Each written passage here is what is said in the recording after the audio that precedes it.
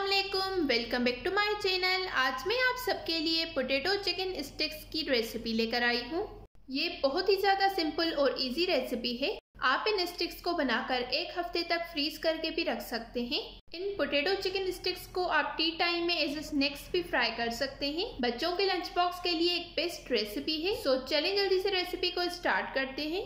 ये मैंने 3 medium size के आलू लिए हैं जिनको मैंने अच्छे से बॉयल कर लिया था। अब मैं इनको पोटैटो मैशर की मदद से अच्छी तरह से मैश कर लूँगी। अब मैं इसमें 1 कप बॉइल्ड चिकन डालूँगी। चिकन को मैंने नमक और लहसुन डालकर अच्छी तरह से बॉयल कर लिया था। अब मैं इसमें एक छोटे साइज का प्याज फाइन चॉप करके डाल दूँगी। 2 हरी मिर्चें जिसको मैंने फाइन चॉप कर लिया था। थोड़ा सा हरा धनिया, 1 टेबल स्पून नमक, हाफ टेबल स्पून लाल मिर्च का पाउडर, हाफ टेबल स्पून कुटी हुई लाल मिर्च, हाफ टेबल स्पून कुटा हुआ जीरा, 1 टेबल स्पून आमचूर पाउडर, 1 टीस्पून काली मिर्च का powder, 1 table spoon chaat masala powder, half tea spoon हल्दी। अब इन सारी चीज़ों को हमने अच्छी तरह से मिक्स कर लेना है। नमक मिर्च आप अपने टेस्ट के हिसाब से कम या ज़्यादा कर सकते हैं। मिक्सचर हमारा बिल्कुल रेडी हो गया है। ये मैंने थोड़ा सा मिक्सचर लिया है, उसको मैं हाथों की मदद से स्मूथ कर लूँगी।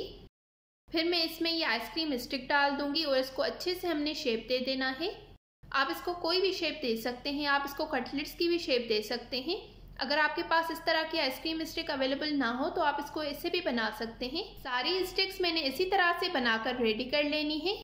स्टिक्स हमारी बिल्कुल रेडी हो गई हैं। अब हम इनको कोट करेंगे। सबसे पहले मैं इसको अंडे में कोट करूंगी। अंडे में मैंने 2 टेबल स्पून मिल्क डाला है, 1/4 टीस्पून नमक डाला है, 1/4 टीस्पून काली मिर्च का पाउडर डाला है। फिर हम इसको ब्रेड क्रम्स में कोट करेंगे। अगर आपके पास ब्रेड क्रम्स अवेलेबल ना हो तो आप इसको ऐसे भी अंडे में कोट करके भी फ्राई कर सकते हैं। इसको ज़्यादा क्रिस्पी बनाने के लिए मैं इसको फिर से अंडे में कोट करूंगी और ब्रेड क्रम्स में कोट करूंगी। इस तरह से ये स्टिक जो है वो फ्राई करते वक्त बिल्कुल भी नहीं टूटेंगी और बाहर से बहुत ही ज़्यादा क्रिस्पी और अंदर से सॉफ्ट बनकर तैयार होंगी। सारी स्टिक्स को हमने अच्छी तरह से कोट कर लिया है। अब आप इनको इस पॉइंट पर फ्रीज करके भी रख सकते हैं। किसी भी एयरटाइट कंटेनर में आपने इसको डालकर 1 हफ्ते तक फ्रीज कर सकते हैं। कुछ मैं आपको फ्राई करके दिखाऊंगी, बाकी के मैं फ्रीज कर लूंगी। ऑयल को आपने अच्छी तरह से गर्म कर लेना है। ये स्टिक्स मैंने इसमें डाल दी हैं। दोनों साइड से अच्छा सा गोल्डन ब्राउन कलर आने तक हमें इनको फ्राई कर लेना है।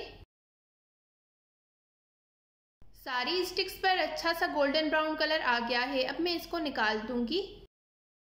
अगर आपको मेरी आज की ये रेसिपी पसंद आई हो तो इस वीडियो को ज़रूर लाइक करें, शेयर करें और कमेंट्स में अपना फीडबैक देना बिल्कुल मत भूलिएगा। ये बजट फ्रेंडली रेसिपी है और बनाने में बेहद आसान है। आप इसको एक बार लाजमी ट्राई कीजिएगा और मेरे साथ अपना फीडबैक कमेंट्स में ज़रूर शेयर कीजिएगा। मिलते हैं एक नई रेसिपी के साथ। तब तक के लिए थैंक यू फॉर वॉचिंग। अल्लाह हाफिज़।